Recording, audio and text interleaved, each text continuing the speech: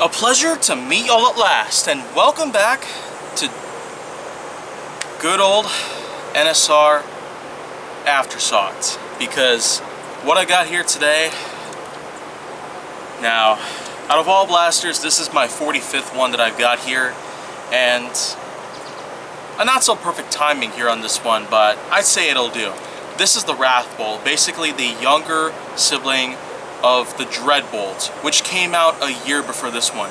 This came out in 2018, and the Dreadbolt came out in 2017, and essentially became the precursor to many other blasters that would eventually use these. These are what's typically known as arrows. Kind of a generic term, don't you think? Because there's been a lot of different variants and iterations of the arrow that have been put in play. So I just pretty much call these the Z bolts, or just bolts in general. Bolts of intrigue. Well, anyways, what I could say for sure about this blaster is that, well, it does do a whole lot better than that of the Dreadbolt. I don't currently own the Dreadbolt yet, and I might have to talk about it some other time anyway, because with all the business I got here to talk about based on Nerf blasters, here in Aftersought, it's going to be a little difficult to manage every single one of them all at the same time, so... Well, of course, what you just saw was the bolt being fired out of it, and what I could say is that, well, the usage of these crossbow arms, they don't necessarily do much to propel the bolts up to a certain distance, but I could say the Wrathbolt surely does do a whole lot better than that of the Dreadbolt in comparison. Maybe the Dreadbolt's big flaw is that, well, you'd have to be very precise with how you load the bolt into the chamber, pretty much. And with the Wrathbolt, it's no exception either, although it's quite a bit easier here. Mainly because it's a lot smaller in size, and like I've said, if I pick up a Dreadbolt as soon as possible, then maybe then I'll probably be able to make my query with it. Whether or not if it's a good one compared to this. They are both crossbows released in the Zombie Strike series, and I could say for sure that, well, yeah. There's a lock here preventing the string from being repelled, unless there's a bolt put into it. Well, you know what? I guess that's totally fine, because I do have to try this out anyway, so... Let's see if the invisible it can do well here.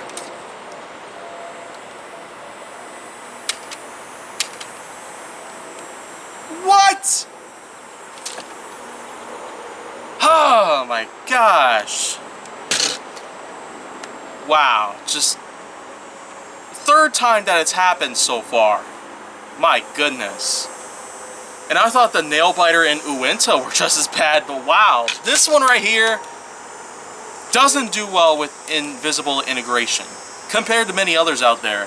And I have critiqued on plenty of different blasters and whatnot, gave them various sort of ratings, and I could say this one definitely should have been a whole lot better than it probably would have been, because, well, this is a great mini crossbow in a way, and it probably could have done a whole lot better than this, because yeah, that lock is kind of the fatal flaw here at this point. So you know what,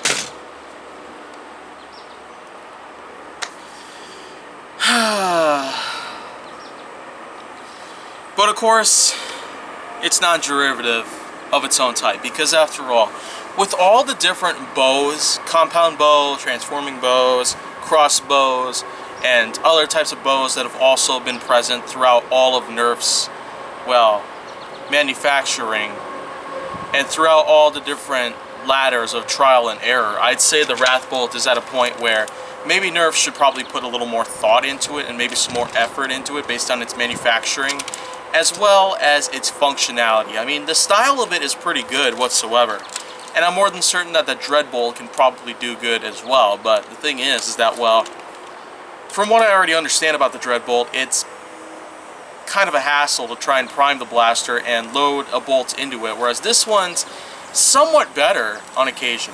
This one, I pretty much just give it a 5.9, pretty much, out of 10. So that means that it's much better than just the middle of the road, but still, there's a long way for it to try and improve before it can even land safely in my collection the same way as I did when I first picked this up. So, yeah. Not changing its mind now, are you? I mean, that's just what locks are sometimes.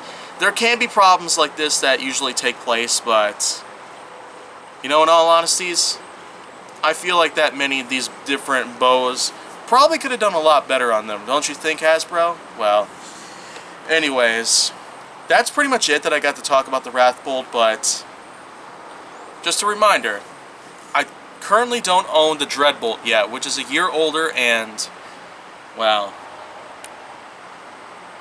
I don't really know at this point. So, what I could say for sure is that, well,